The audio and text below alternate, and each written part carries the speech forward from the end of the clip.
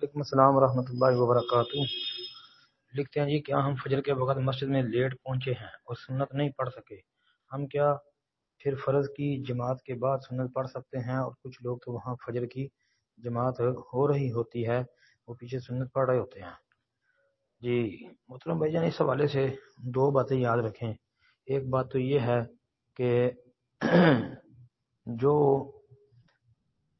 فجر کی جماعت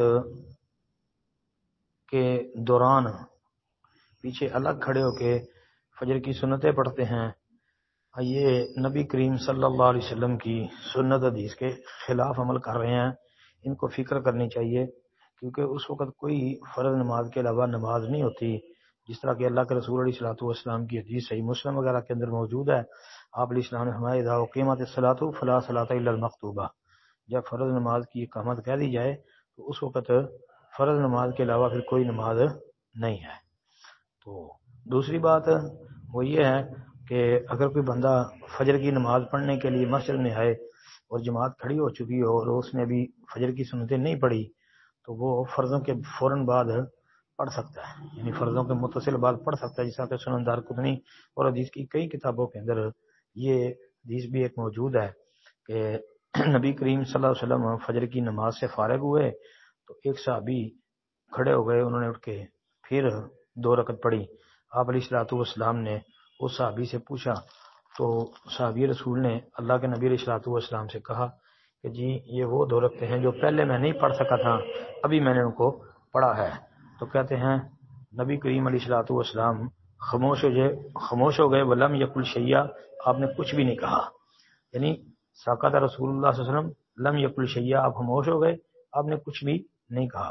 یہ تقریری حدیث ہے آپ علیہ الصلوۃ والسلام جی کی، تو لہذا وہ فجر کے فوراً بعد بھی ادا کر سکتا ہے، بالکل جائز اور درست ہے۔ جی السلام علیکم ورحمۃ اللہ وبرکاتہ۔ وعلیکم السلام ورحمۃ اللہ وبرکاتہ۔ محترم بھائی نے یہ ایک حدیث بھیجی ہے، سنن ابی داؤد کی 45 نمبر حدیث ہے۔ کہتے ہیں جی کہ جس پانی سے استنجا کیا ہو اسی سے وضو کیا جا سکتا ہے۔ اس حدیث میں ہے کہ نبی علیہ الصلوۃ نے وضو دوسرے برتن سے کیا ہے۔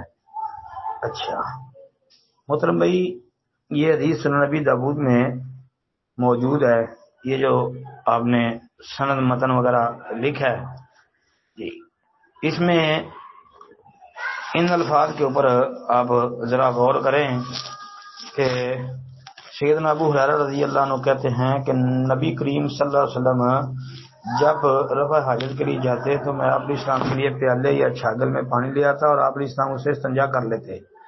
امام ابو داؤد رحمۃ اللہ علیہ اس روایت کے بعد تبصرہ کرتے ہیں، کہتے ہیں کہ وکیع کی حدیث میں ہے پھر اپنا ہاتھ زمین پر رگڑتے، پھر میں آپ علیہ السلام کے پاس پانی کا ایک اور برتن لاتا تو آپ اس سے وضو کرتے۔